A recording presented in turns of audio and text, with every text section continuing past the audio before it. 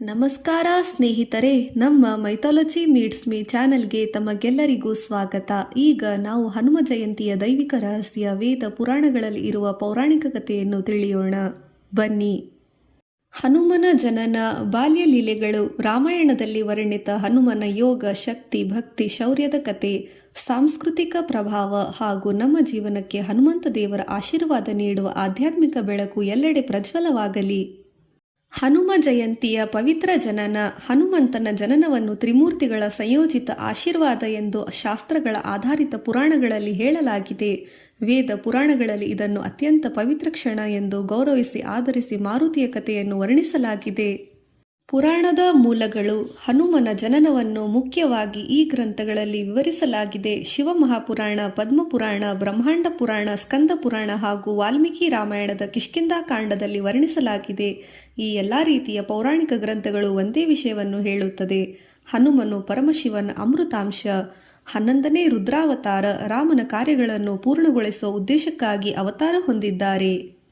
ಅಂಜನಾದೇವಿಯ ತಪಸ್ಸಿನ ಕತೆ. ಅಂಜನಾದೇವಿಯು ಹಿಂದಿನ ಜನ್ಮದಲ್ಲಿ ಅಪ್ಸರೆಯಾಗಿದ್ದರು. ಹೀಗಾಗಿ ಶಾಪದಿಂದ ವಾನರ ಮನುಷ್ಯ ರೂಪವಾಗಿ ಜನ್ಮ ಪಡೆದರು. ಶಾಪದ ನಿವಾರಣೆಗಾಗಿ ಅಂಜನಾದೇವಿ ಶಿವನಿಗೆ ತಪಸ್ಸು ಮಾಡುತ್ತಿದ್ದರು. ಹೀಗೆ ಪರಮಶಿವನು ಆಕೆಯ ಭಕ್ತಿಯನ್ನು ಮೆಚ್ಚಿ ನೋಡಿ ವರ ನೀಡಿದರು ಮತ್ತು ಶಾಪ ತಾಪಗಳಿಂದ ಅವರಿಗೆ ಮುಕ್ತಿಯೂ ದೊರೆಯಿತು. ಶಿವ ಪಾರ್ವತಿ ನೀಡಿದ ವರ. ಅಂಜನಾದೇವಿಯ ಗರ್ಭದಲ್ಲಿ ಪರಮಭಕ್ತನಾದ ರಾಮಭಕ್ತ ಮಹಾಯೋಗಿ ಆದಿಯೋಗಿ ಶಿವನ 11ನೇ ರುದ್ರಾವತಾರ ಜನಿಸುತ್ತಾನೆ ಎಂದು ಹೇಳಿದರು. ವಾಯುದೇವರ ದಿವ್ಯ ಅನುಗ್ರಹ. ಶಾಸ್ತ್ರಗಳು ಹೇಳುತ್ತದೆ, ವಾಯು ಪ್ರಾಣಪ್ರದಾಯಕ. ಹನುಮನಲ್ಲಿ ಇರುವ ಯೋಗಬಲ, ಪರಾಕ್ರಮ, ಸ್ಥೈರ್ಯ, ಧೈರ್ಯ, ವೇಗ ಎಲ್ಲವೂ ವಾಯುದೇವರ ಆಶೀರ್ವಾದವಾಗಿದೆ.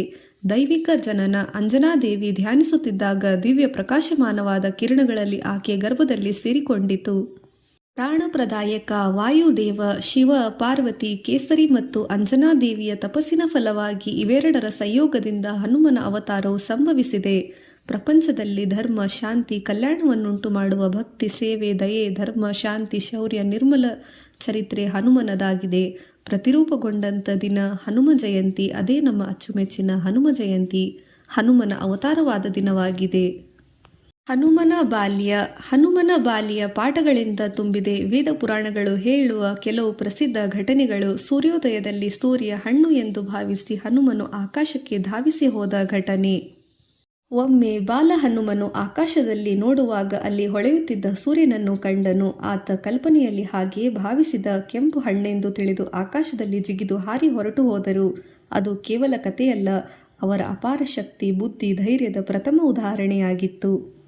ಈ ಘಟನೆಯ ನಂತರ ದೇವತೆಗಳು ಅವರಿಗೆ ವರ ನೀಡಿದರು. ಅಜರಾಮೃತ, ಅಪಾರ ಯೋಗ ಬಲ, ಬುದ್ಧಿ ಸಿದ್ಧಿದಾತ, ದೈಹಿಕ ಶಕ್ತಿ, ಜ್ಞಾನ, ವಿದ್ಯೆ ಎಂಬ ಹಲವು ವರಗಳನ್ನು ನೀಡಿದ್ದರು. ಮಾರುತಿಗೆ ಹನುಮಂತ, ಅಂಜನೀ ಪುತ್ರ, ಕೇಸರಿ ನಂದನ ಎಂಬ ಅನೇಕ ಹೆಸರುಗಳು ಈ ಘಟನೆಯಿಂದ ಬಂದಿತು. ರಾಹು ಸೂರ್ಯ ಘಟನೆ. ಸೂರ್ಯನನ್ನು ಹಿಡಿಯಲು ಹೋದಾಗ ರಾಹು ಹನುಮನನ್ನು ಕಂಡು ಬೆಚ್ಚಿಬಿದ್ದ. ಇದು ಬ್ರಹ್ಮಾಂಡದಲ್ಲಿ ನಡೆಯುತ್ತಿದ್ದ ಗ್ರಹಣ ಯಾಗಕ್ಕೂ ಅಡ್ಡಿಯಾಯಿತು. ಅದರ ಪರಿಣಾಮವಾಗಿ ದೇವತೆಗಳು ಹನುಮನನ್ನು ಪೂರ್ಣ ಆಶೀರ್ವಾದಗಳನ್ನು ನೀಡಿ ತಡೆದರು.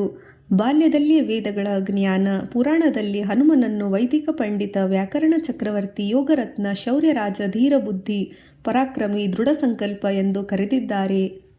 ರಾಮಾಯಣದಲ್ಲಿ ಹನುಮನ ಅಪ್ರತಿಮ ಪಾತ್ರ. ರಾಮಾಯಣದ ಎಲ್ಲ ರೀತಿಯ ಪಾತ್ರಗಳಲ್ಲಿ ಭಕ್ತಿ, ಸೇವೆ, ಧೈರ್ಯ, ಜ್ಞಾನ ಎಂಬ 4 ಮೌಲ್ಯಗಳು ಒಂದೇ ಸಂಯೋಜಿತವಾದ ಪಾತ್ರ, ನೋಡಬಹುದಾದ ಪಾತ್ರ. ಅದುವೇ ನಮ್ಮೆಲ್ಲರ ರಾಮಭಕ್ತ ಹನುಮನೇ ಸಾಟಿ. ರಾಮ ಹನುಮನ ಮೊದಲ ಭೇಟಿಯ ಮಹತ್ವ. ಹನುಮನ ಪ್ರಥಮ ಮಾತುಗಳಿಂದಲೇ ರಾಮ ಲಕ್ಷ್ಮಣರು ಕಿಷ್ಕಿಂಧಾ ಬೆಟ್ಟದಲ್ಲಿ ಮೊದಲ ಭೇಟಿಯಲ್ಲಿ ಹನುಮನನ್ನು ಗುರುತು ಹಿಡಿದರು. ಹಾಗೆ ನೀತಿ, ಜ್ಞಾನ, ಸಂಸ್ಕಾರ, ಧರ್ಮ, ಪ್ರಜ್ಞೆಯ ಮೂಲ ಎಂದು ತಿಳಿದಿದ್ದರು. ಸೀತಾಮಾತೆಯ ಹುಡುಕಾಟದಲ್ಲಿ ಹನುಮನು ಅಂಗದ, ಜಾಂಬವಂತ ಇವರ ಗುಂಪಿನಲ್ಲಿ ದಕ್ಷಿಣ ದಿಕ್ಕಿಗೆ ಸೀತಾಮಾತೆಯನ್ನು ಹುಡುಕಲು ಹೋಗಿದ್ದರು. ಸೀತಾದೇವಿಯ ಪತ್ತೆ. ಹನುಮನ ಚಿತ್ತ, ಧೈರ್ಯ, ಸ್ಥಿರತೆ ಇಲ್ಲದೆ ರಾಮಾಯಣದ ಕಥೆಯು ಮುಂದುವರಿಯುತ್ತಿರಲಿಲ್ಲ. ಹಾಗೆ ಅವರು ಲಂಕೆಯನ್ನು ಸಮುದ್ರದ ಒಂದು ಭಾಗದಿಂದ ಇನ್ನೊಂದು ಭಾಗದಲ್ಲಿ ಒಂದೇ ಓಟದಲ್ಲಿ ಹಾರಿ ಹೋಗಿ ಸೀತಾದೇವಿಯನ್ನು ಹುಡುಕಿದರು. ರಾಮನಾಮದ ಸ್ಮರಣೆ ಮಾಡಿ ಲಂಕೆಯನ್ನು ದಾಟಿದರು. ಲಂಕಾದಹನ. ಲಂಕಿನಿ ರಾಕ್ಷಸಿಯ ಕೊಂದರು. ಅಕ್ಷಯ ಮರಣ, ರಾವಣ ಗರ್ವ, ಹೀಗೆ ಎಲ್ಲರನ್ನು ಅಹಂಕಾರದಿಂದ ಮುಕ್ತಗೊಳಿಸಿದರು.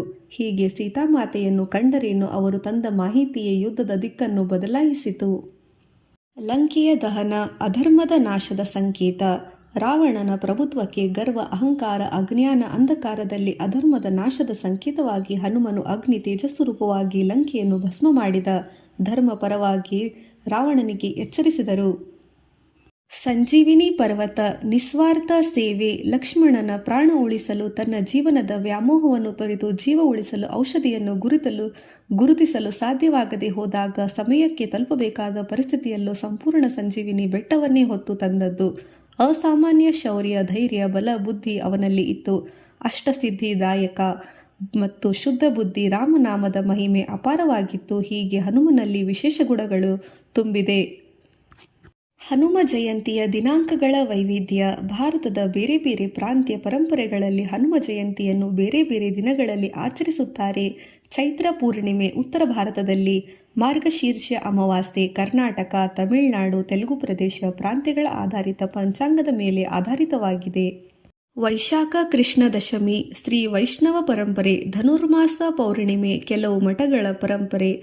ದಿನಾಂಕ ಬದಲಾದರೂ ಅರ್ಥದ ಮಹತ್ವದ ಸಾರ ಒಂದೇ. ಕಾಲ ಬದಲಾಗಬಹುದು, ಕ್ಯಾಲೆಂಡರ್ ಬದಲಾಗಬಹುದು, ಆದರೆ ಹನುಮನ ಭಕ್ತಿ, ಧೈರ್ಯ, ಶೌರ್ಯ, ಪರಾಕ್ರಮಗಳ ಕಥೆ ಹಲವು. ನಿಷ್ಠೆ, ಸೇವೆ, ಧರ್ಮ ಇವೆಲ್ಲವುಗಳ ಅರ್ಥ ಬದಲಾಗುವುದಿಲ್ಲ. ಹನುಮ ಜಯಂತಿಯ ಮರ್ಮವೇನೆಂದರೆ ನಮ್ಮೊಳಗಿನ ಧೈರ್ಯ, ಭಕ್ತಿ, ಸೇವೆ, ಭಾವನೆ, ಮನಸ್ಸನ್ನು ಶುದ್ಧ ಮಾಡಿ ಮತ್ತು ಧರ್ಮದ ಜಾಗೃತಿಗೊಳಿಸುವುದಾಗಿದೆ. ನಮ್ಮ ಪರಮ ಉದ್ದೇಶವೂ ಹೌದು. ಹನುಮನಿಂದ ಕಲಿಯುವ ನೈತಿಕ ಮೌಲ್ಯಗಳು. ಭಕ್ತಿ ಬಲ, ಪರಮಯೋಗ. ಭಕ್ತಿ ಇದ್ದರೂ ಸಾಲದು, ಬಲ ಇರಬೇಕು. ಬಲ ಮಾತ್ರ ಇದ್ದರೂ ಸಾಲದು. ಅಹಂಕಾರದ ಗರ್ವ ರಾವಣನಂತೆ ನಾಶಕ್ಕೆ ಕಾರಣ. ಹನುಮನ ಜೀವನವೇ ಈ ಸಮತೋಲನತೆ, ಸ್ಥಿರತೆಯ ಸಂಕೇತ. ನಿಸ್ವಾರ್ಥ, ನಿಷ್ಕಾಮ, ನಿಷ್ಕಪಟ ಸ್ವಭಾವ ಅವನ ಮುಖ್ಯವಾದ ಪ್ರಮುಖ ಗುಣಗಳು. ಮತ್ತು ರಾಮನಾಮದ ಸ್ಮರಣೆ, ರಾಮಭಕ್ತಿ. ರಾಮ ಲಕ್ಷ್ಮಣ ಜಾನಕಿ ಜೈ ಬೋಲೋ ಹನುಮಾನಕಿ ಎಂಬ ಉದ್ಘೋಷ ಹನುಮಂತನ ಘೋಷದ ಸಂಕೇತ, ಜಯಕಾರದವಾಗಿದೆ. ನಿಸ್ವಾರ್ಥ ಸೇವೆಯ ಮಾದರಿ. ರಾಮನಿಗಾಗಿ ಮಾಡಿದ ಪ್ರತಿಯೊಂದು ಕಾರ್ಯವೂ ನಿಸ್ವಾರ್ಥ, ಸ್ವಾರ್ಥರಹಿತವಾಗಿ ಸುಗ್ರೀವನಲ್ಲೂ ಸೇವೆ ಮಾಡಿದರು. ಮಾನಸಿಕ ಬಲ. ಹನುಮನ ಅತಿದೊಡ್ಡ ಶಕ್ತಿ ಬಲವಾದ ಕಾರಣ ಯಾವುದೇ ಪರಿಸ್ಥಿತಿಯಲ್ಲಿ ಮನಸ್ಸನ್ನು ಸ್ಥಿರವಾಗಿಸಿ ಜೈ ಶ್ರೀರಾಮ್ ಎಂಬ ಘೋಷಣೆಯಲ್ಲಿ ಕಾರ್ಯಾರಂಭ ಮಾಡಿ ಮುಗಿಸುವ ಪರಾಕ್ರಮ ಅಸಂಖ್ಯ. ಹೀಗೆ ಮನಸ್ಸನ್ನು ಹಿಡಿದಿಡುವ ಸಾಮರ್ಥ್ಯ ಅವನಲ್ಲಿ ಇತ್ತು. ಸತ್ಯ, ನಿಷ್ಠೆ. ರಾಮನ ಮಾತು, ಹನುಮನ ಜೀವ ಒಂದೇ. ಈ ನಿಷ್ಠೆ ಇವತ್ತಿನ ದಿನವೂ ನಮಗೆ ಅತ್ಯಂತ ಅಗತ್ಯ. ಭಗವಂತ ಮಾಡುವ ಎಲ್ಲ ಕಾರ್ಯಗಳಲ್ಲಿ ಸಂಶಯಹೀನರಾಗಿ ಒಪ್ಪಿ ನಮ್ಮ ಕಾರ್ಯ ಮುಗಿಸಬೇಕು ಎಂಬ ಪಾಠ.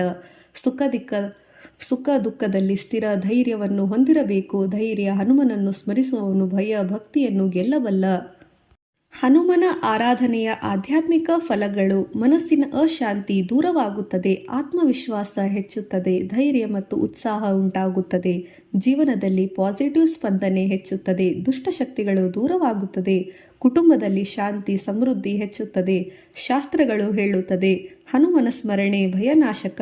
ಹನುಮನ ನಾಮ ಜಪ ಪ್ರಾರ್ಥನೆ ಮಾಡಿದರೆ ಅಜ್ಞಾನ ಭಯವೇ ಉಳಿಯುವುದಿಲ್ಲ. ಸ್ನೇಹಿತರೆ, ಹನುಮನ ಕತೆ ಪುರಾಣಗಳ ಪುಟದಲ್ಲಿ ಬಹಳ ಅಪರೂಪದ ಅದ್ವಿತೀಯ ಕ್ಷಣಗಳು. ಇದು ನಮ್ಮ ಸಂಸ್ಕೃತಿ, ಪರಂಪರೆ, ಧರ್ಮ, ನೈತಿಕ ಮೌಲ್ಯಗಳ ಮೂಲ. ನಮ್ಮೆಲ್ಲರ ಬದುಕನ್ನು ಬೆಳಗಿಸುವ ಜ್ಞಾನದ ಬೆಳಕು. ಇಂದಿನ ಹನುಮ ಜಯಂತಿಯ ವಿಶೇಷ ವಿಡಿಯೋ ನಿಮಗೆ ಇಷ್ಟವಾದರೆ ಮೈಥಾಲಜಿ ಮೀಟ್ಸ್ ಮೀ ಚಾನಲ್ಗೆ ಸಬ್ಸ್ಕ್ರೈಬ್ ಮಾಡಿ, ಲೈಕ್, ಶೇರ್ ಮಾಡಿ. ಹನುಮಂತನ ಭಕ್ತಿ, ಧೈರ್ಯ, ಶಕ್ತಿ ನಿಮ್ಮೆಲ್ಲರ ಕುಟುಂಬದ ಎಲ್ಲ ಸದಸ್ಯರಿಗೂ ಸದಾ ಇರಲಿ. ಜೈ ಶ್ರೀರಾಮ್, ಜೈ ಹನುಮಾನ್.